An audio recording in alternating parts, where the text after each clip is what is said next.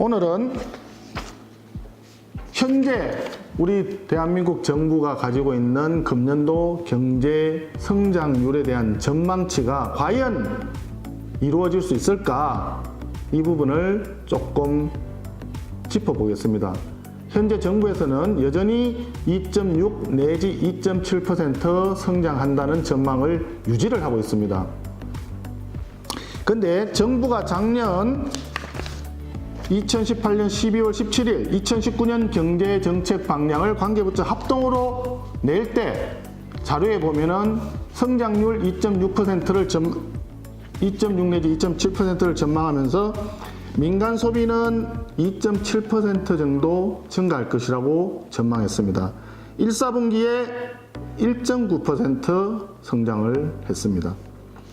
설비 투자는 1.0% 증가한다고 봤는데 마이너스 무려 16.1%입니다. 건설 투자는 마이너스 2.0% 전망에 비해서 무려 마이너스 7.4%입니다. 수출은 3.1%로 상대적으로 낮게 전망을 했습니다. 그런데 그거보다도 무려 못한 겨우 0.2%, 겨우 플러스를 턱걸이 했습니다. 그런데 아시다시피 우리나라 수출이 우리 경제에 미치는 영향은 대단히 큽니다. 수출 입국이라는 말도 있지 않았습니까? 그 중에서도 수출의 20% 이상을 반도체가 차지합니다. 그런데 반도체의 큰 경기 흐름이 한 바퀴를 돌고 이제 각국이 투자를 축소하는 상황에 이르렀습니다. 그래서 업계에서는 반도체의 물량과 단가가 모두 줄어들 것이다 하는 이런 부정적인 전망이 많습니다. 그러다 보면 과연 우리가 수출을 반도체가 굉장히 위축된 상황에서 플러스를 수출을 할 수가 있을 것인가? 결과적으로 수출이 마이너스 역성장을 하게 되지 않을까? 이런 것을 걱정을 할 수밖에 없는 것이죠. 기본적으로 이런 상황에서 대외 여건 자체도 마찬가지로 굉장히 심상치 않습니다. 지금 미국과 중국이 뭔가 합의점을 찾아가는 듯 하다가 다시 또 관세 전쟁이 불이 붙었습니다. G2에서 G1을 추구하고 있는 두 나라가 양보할 수 없는 무역 전쟁, 양보할 수 없는 패권 전쟁으로 가고 있다.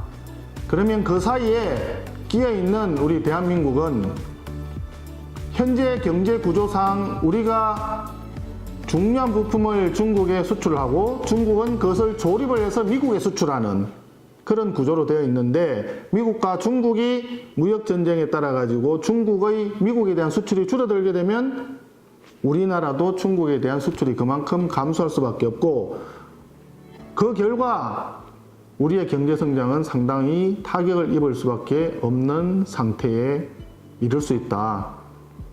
이것이 큰 걱정인 것입니다. 거기에다가 지금 최근에 또 이란에서 상황이 묘하게 돌아갑니다.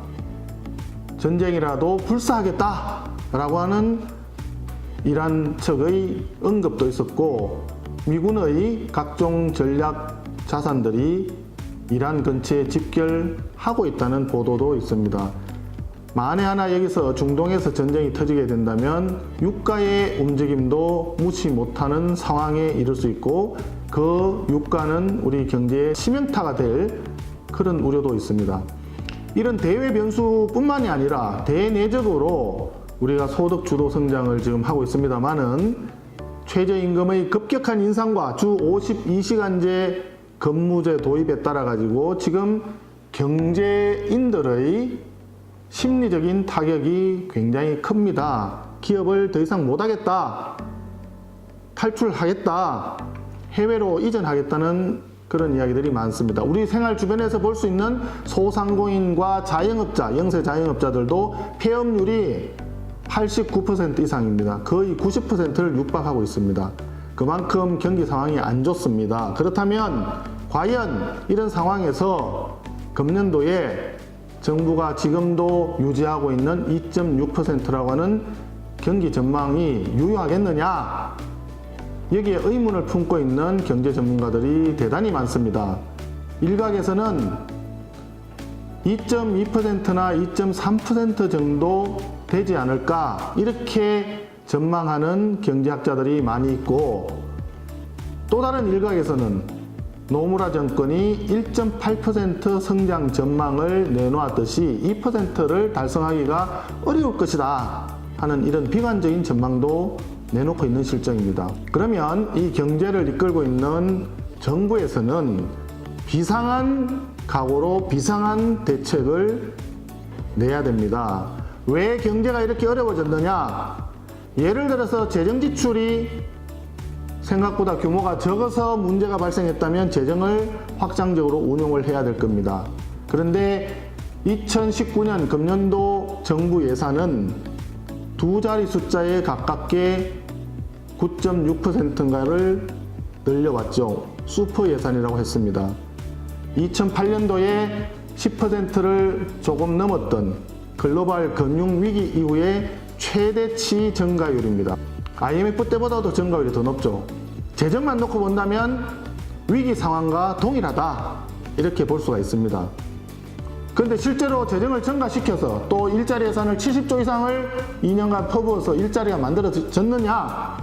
오히려 일자리는 줄었단 말이죠. 그러면 재정이 부족해서 경제가 문제가 생긴 건 아니다라고 할 수 있는 겁니다.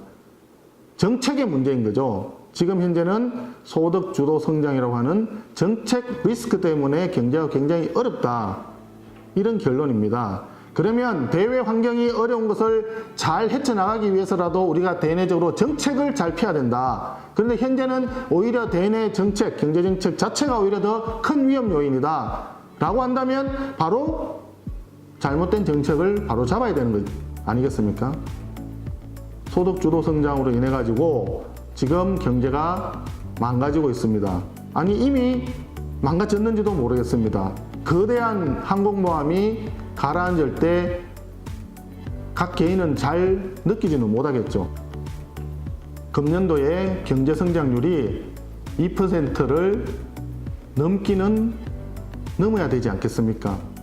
그리고 또 우리 국민들이 모두가 다 잘 사는 나라를 만든다고 공약을 했는데 모두가 다 잘 살도록 경제를 잘 이끌어 가야 되지 않겠습니까?